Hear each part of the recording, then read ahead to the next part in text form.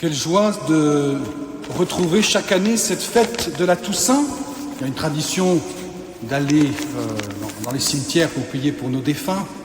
Et c'est bien, et c'est surtout demain que nous consacrons, la journée que nous consacrons à prier pour ceux qui sont encore au purgatoire. Mais nous fêtons déjà les saints connus, évidemment. C'est eux que nous pouvons prendre comme exemple. Et puis inconnus, et ils sont nombreux grâce à Dieu. Dieu veut que nous soyons tous des saints, il veut que nous rentrions tous dans la contemplation de son amour et dans la joie de sa présence pour l'éternité. C'est ça son objectif. Ce n'est pas cheminer vers la sainteté, ce n'est pas comme les courses que l'on peut voir ou les Jeux Olympiques où il n'y aurait que 3 médaillés à la fin et tout le reste on s'en fiche. Non, c'est l'inverse, le Seigneur, il veut que tout le monde rentre et il fait tout pour cela. Et cette fête de la Toussaint nous rappelle beaucoup y sont parvenus, que ce n'est pas si compliqué que ça. Déjà, la question qui nous est posée, c'est désirons-nous être saints? Et quand on pose cette question, il y en a une deuxième qui vient derrière, c'est qu'est-ce que c'est que réussir sa vie? Est-ce que c'est avoir une belle famille, avoir des enfants, des petits-enfants? Et je sais qu'aujourd'hui, avec en plus la déchristianisation profonde dans laquelle nous vivons, beaucoup pour eux c'est ça, d'avoir des enfants, des petits-enfants. Est-ce que c'est accumuler des richesses, avoir une belle carrière? Eh bien, la vie consacrée, moi-même, je n'ai pas d'enfants, pas de petits-enfants, et mon compte en banque n'est pas énorme. Bon, je ne suis pas à plaindre. Non, c'est pas ça, réussir sa vie. On peut avoir tout ça et être profondément malheureux. Aux yeux de Dieu, ce n'est pas ça. Réussir sa vie, c'est autre chose. Et pour nous, chrétiens, nous avons une lumière nouvelle. Nous comprenons les choses différemment. Non pas que nous négligions nos familles, notre vie matériel sur cette terre, et bien sûr, il faut faire tout ce que nous pouvons. Celui qui peut faire une carrière, qu'il la fasse. Celui qui peut fonder une belle famille, qu'il la fonde.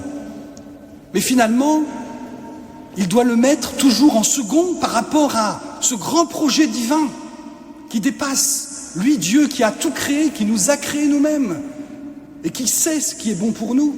Ce grand projet divin qui est le projet de notre sanctification.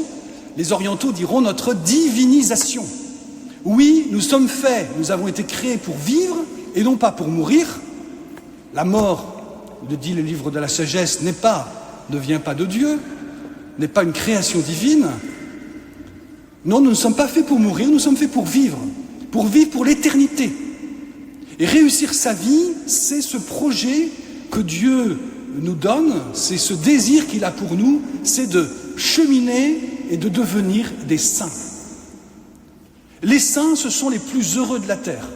Ce sont aussi souvent ceux qui souffrent le plus. Parce que finalement, ça ne s'oppose pas tant que ça. Apparemment oui, parce que nous vivons entre plaisir et tristesse, sentiments qui habitent nos vies quand une tuile nous arrive. Mais les saints, ils sont à un autre niveau et nous pouvons y arriver aussi. C'est vraiment le bonheur, être comblé, être rempli. C'est la plénitude. C'est être plein d'une présence et d'une joie qui ne vient pas de nous, mais que nous accueillons, qui vient de Dieu. Vous avez peut-être remarqué, l'oraison du début de cette messe nous parle. Nous demandons l'intercession des saints pour obtenir quoi? Pour obtenir la miséricorde divine. Pour obtenir que la grâce de Dieu fasse son œuvre en nous. Que nous ne regardions pas le nombril en nous disant « Mon Dieu, que la vie est dure, mon Dieu, j'ai pas fait que des choses bien ». Mais que nous regardions Dieu dans une attitude de confiance sur que lui, il peut dépasser, il peut résoudre, il peut transformer toute notre misère, notre pauvreté, y compris nos péchés. Nos péchés peuvent être source, au final, de grâce, comme dit saint Paul, là où le péché abonde, la grâce surabonde. Voilà, et nous avons Et il nous faut bien comprendre, et c'est finalement, aujourd'hui cette fête, c'est une fête de joie, parce que nous voyons tous ceux qui sont déjà auprès de Dieu, et ils sont des milliers et des milliards. Je ne sais pas combien depuis le début de la création, depuis que l'être humain existe. Il y a les anges en plus qui se rajoutent, donc ça fait du monde. Et donc, mais c'est une joie, mais c'est aussi un appel à la conversion pour désirer l'essentiel. Il n'y a qu'une tristesse en ce monde, c'est de ne pas être saint, écrivait Léon Bloy. Je regrette, c'est la réalité. Il y a plein d'autres petites tristesses, mais quand on est saint, on ne vit pas les choses pareilles. Il n'y a qu'une tristesse, c'est de ne pas être saint. Et pratiquement contemporain, Bernanos, lui, écrivait « La sainteté est une aventure. Elle est même la seule aventure. Qui l'a compris est entré dans le cœur de la foi catholique. A senti tressaillir dans sa chair mortelle une autre terreur que celle de la mort, une espérance surhumaine. Notre Église est l'Église des saints. » Alors c'est vrai qu'elle est faite de plein de pécheurs, y compris dans ses ministres, mon Dieu. Prions pour eux, prions les uns pour les autres, que la miséricorde de Dieu. Mais répondons-nous à notre appel à la sainteté donné par la grâce du baptême, et qui est un appel insistant de la place de Dieu, de la part du Seigneur.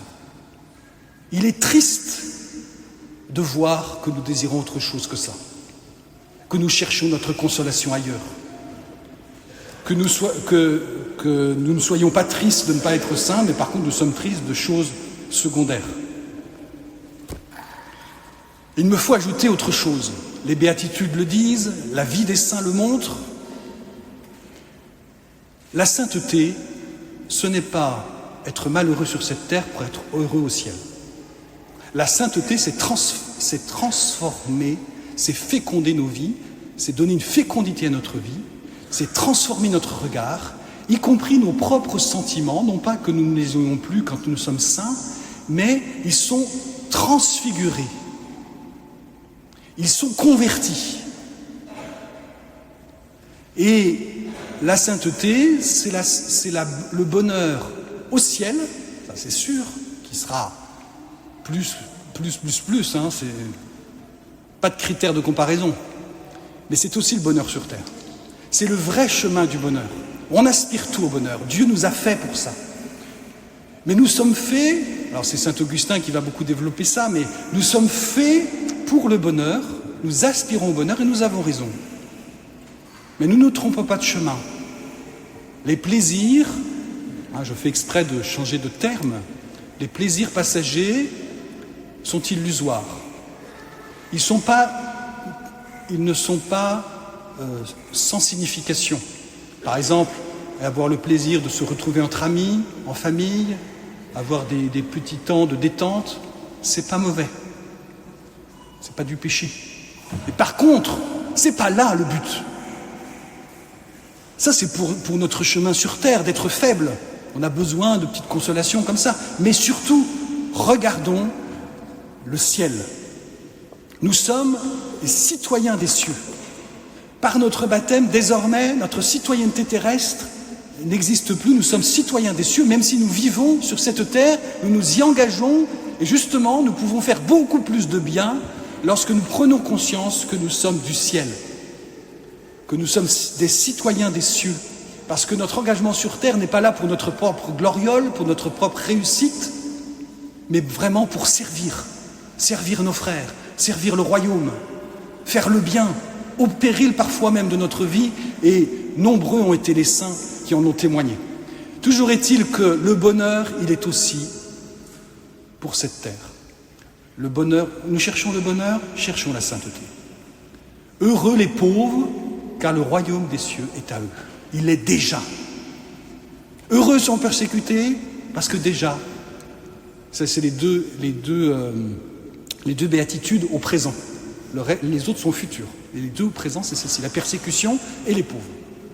Alors, de grâce, Seigneur, donne-nous de pouvoir vraiment aspirer à la sainteté. Convertis nos cœurs. C'est la plus belle aventure que nous puissions vivre. Je vais terminer en citant Saint Bernard, parce qu'il vaut mieux donner la parole à des gens qui en valent la peine, plutôt que m'écouter, hein, comme ça vous n'aurez pas perdu votre temps. Voilà. Saint Bernard, voilà ce qu'il dit au XIIe siècle. Pour ma part, je l'avoue, je sens que leur souvenir de tous les saints, la fête de tous les saints, allume en moi un désir violent. Obtenir d'être concitoyen et compagnon des esprits bienheureux. D'être associé à la joie et à la communion de tous les saints. Réveillons-nous enfin, frères, ressuscitons avec le Christ, cherchons les réalités d'en haut. Ces réalités, savourons-les. Cette gloire, il nous faut la convoiter d'une absolue et ferme ambition. Amen.